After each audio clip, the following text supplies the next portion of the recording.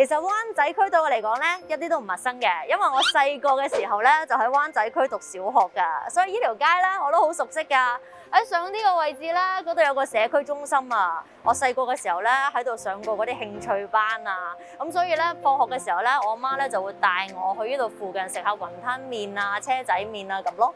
到而家睇翻條街都變咗好多，我見到咧多咗好多新式嘅 cafe 啊，咁但係呢一間屋咧就真係冇變過啦。呢度咧大家都認識啦，叫南屋，因為咧呢間屋咧係好耐以前嘅歷史留喺度啦。以前咧係一間醫院嚟噶嘛，咁所以佢嗰個高度咧係得1、2、3得3層樓噶咋。我細個咧就覺得佢好高喎。通常而家 weekend 嘅時候咧，好多人咧我都知道嚟呢區度影下相啊、打卡啊，甚至乎咧會嚟寫生添嘅。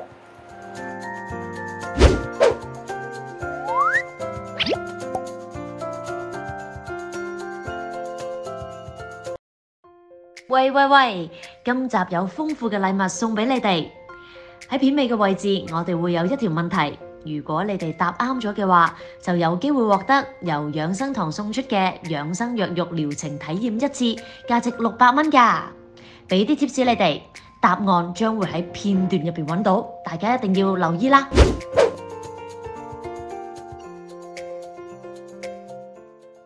嚟到灣仔區，除咗可以觀賞一下呢度咧充滿歷史文物價值嘅建築，享受一下咧當年情嘅情懷之外，原來咧呢度仲有一間咧就係中西合璧嘅獸醫中心。而呢間獸醫中心嘅中醫部咧，更加喺今年亦即係2021年嘅3月咧就開始服務大家㗎。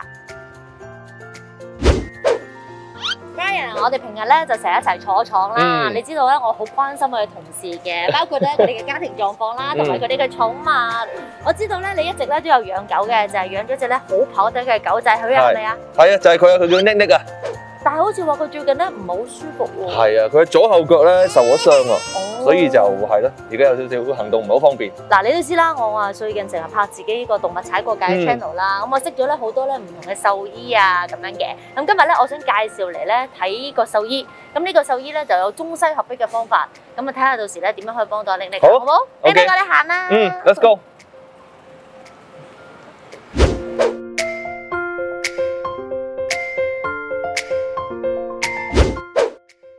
我知道咧，通常咧喺香港啲人話睇獸醫咧，都係睇西醫嘅喎。我自己都有經驗嘅，我2隻狗仔、6隻雀仔都有睇過獸醫，但係咧都係西醫嚟嘅。你點會有個概念係將呢個中西合璧落去同一個獸醫診所度咧？係，其實我哋呢個 project 我哋諗咗好耐㗎啦。我哋成日都問，其實香港動物係咪有多一個醫療嘅選擇咧？係咪淨係睇西醫咧？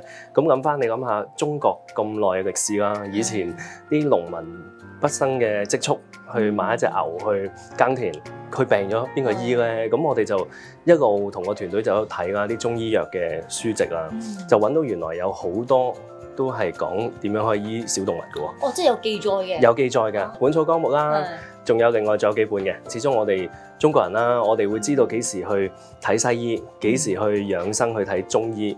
咁係一個比較廉價嘅醫療嘅 option 啦。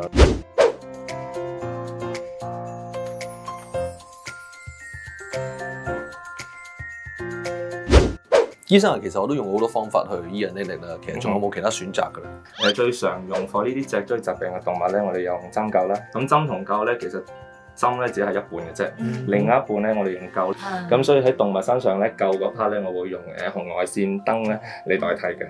咁但係如果係呢個狀況咧，因為佢後腳咧其實行路有問題呢一段時間㗎啦，咁你唔會 expect overnight 1次2次就可以好嘅。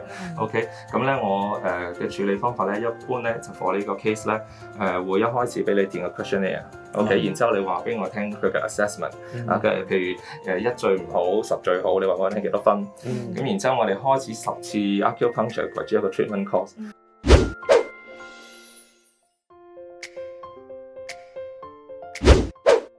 咁其實針灸嘅作用係做咩咧？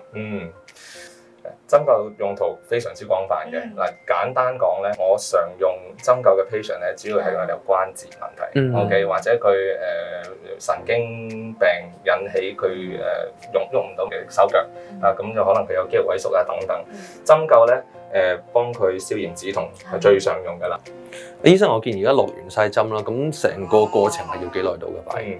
而家我哋落咗針，再加上照緊燈呢段時間咧，其實15到20分鐘啦。一般如果照住燈唔適宜太耐嘅，因為高飛熱太熱㗎。OK， 熄咗燈之後咧，留多5到10分鐘針啦，咁就為之一個療程㗎啦，一個 session。明白。初嗰陣時咧，佢真係完全冇辦法去翻個自己嘅沙盤度屙尿啦，咁啊周圍屙尿啦。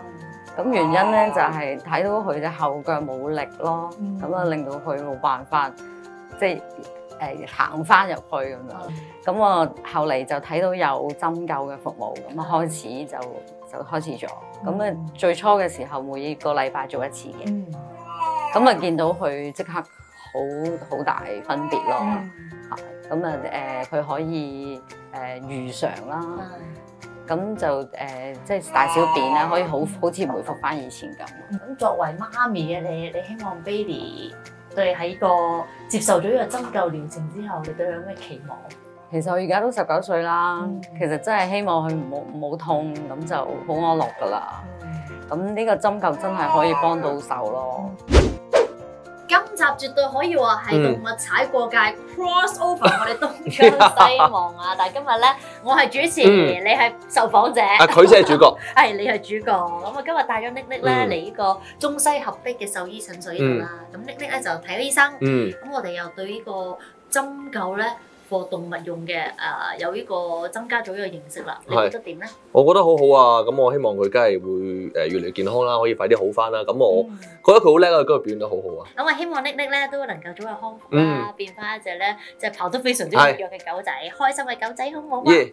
嚟呢度可以睇醫生啦，做一啲嘅針灸嘅療程之外咧，其實嚟呢度嘅貓仔狗仔咧都可以嚟養生㗎。咁究竟佢哋係點養生嘅話咧？下集話俾你哋聽。問題係今集介紹嘅中西合璧獸醫中心，佢哋嘅中醫部係喺2021年嘅幾多月成立呢？知道答案嘅朋友，快啲喺 YouTube 嘅影片留言區寫低答案。6月30號晚上10點鐘就會截止㗎啦。答啱咗嘅朋友，我哋會喺當中抽出10位嘅幸運兒，每位都可以獲得由養生堂送出嘅養生藥浴療程體驗1次，價值600蚊㗎。得咗名單將會喺7月9號喺動物踩過界嘅 Instagram、Facebook 仲有 YouTube 影片留言區度公佈。大家仲唔快啲去答問題？祝大家好運！